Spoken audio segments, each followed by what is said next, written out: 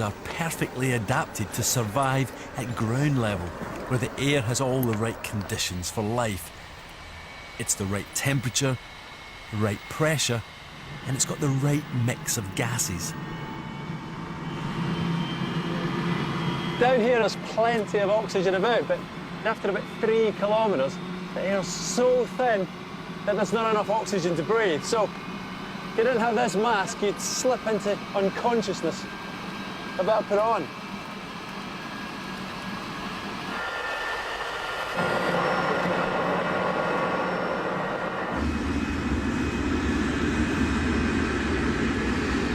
So once you want to continue the approach, flight information reporting ahead. Continue approach, coming 131. Wow, that's so smooth.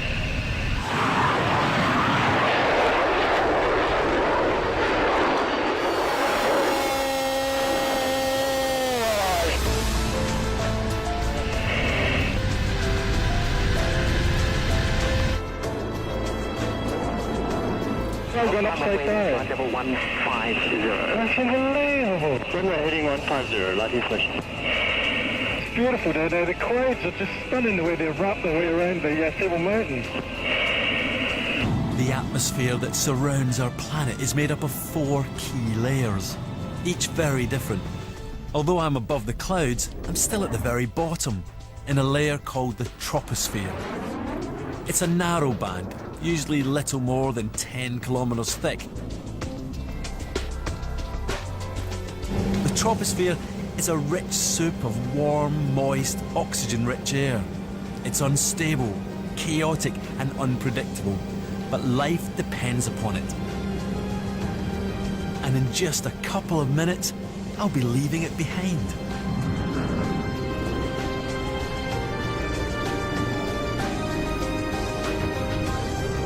So this is the height that jumbo jets cruise. Oh yeah.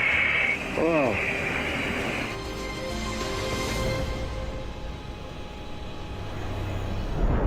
I'm now at 40,000 feet above the Earth.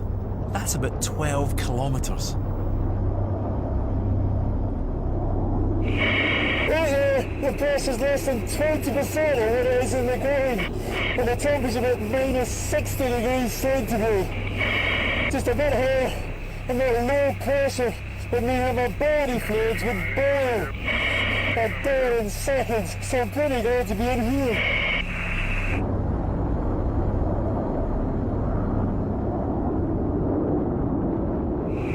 Okay, you ready to go supersonic? Okay, Okay, here we go.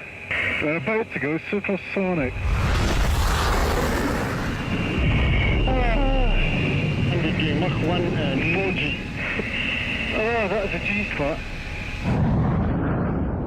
We're approaching 45,000 feet and we're about to cross an invisible boundary in the atmosphere. We're leaving behind the first layer, the troposphere, and entering the stratosphere. A very different place.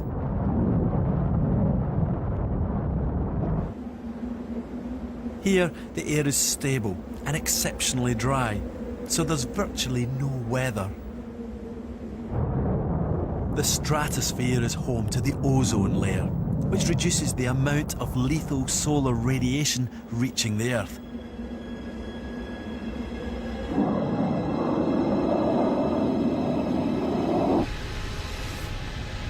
We've reached 50,000 feet, or 15 kilometres.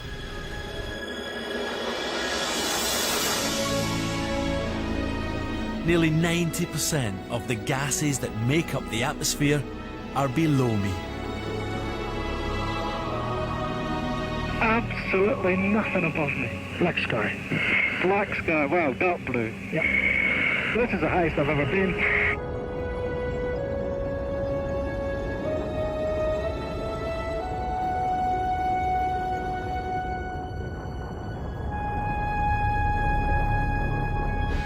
But the atmosphere stretches on high above me. It gradually fades away into space, which is another 85 kilometres above my head. Above are 2 more protective layers, so wispy and tenuous they barely exist. but they're both vital for our planet.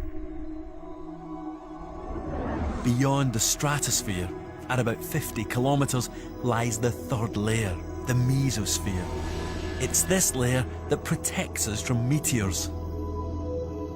When we see a shooting star, it's actually a meteor burning up high in the atmosphere. The mesosphere is also home to a strange phenomena called noctilucent clouds. They're thin, wispy clouds that can only be seen at sunset when they're illuminated from beneath by the low sun. Finally, beginning at 85 kilometres, there's the fourth layer, the thermosphere.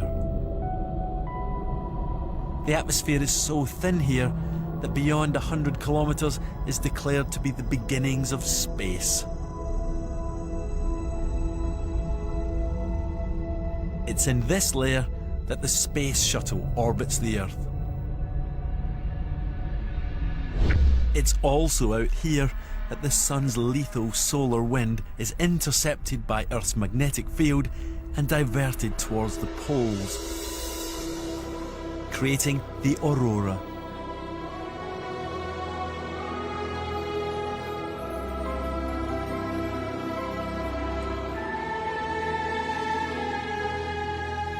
But there's another way of looking at the atmosphere. If you could unwrap the atmosphere from the surface of the Earth and put it all into a ball, this is what it would look like.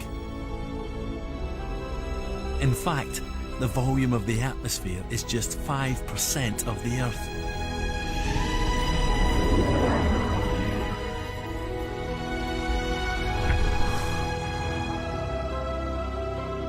The layer that we spend our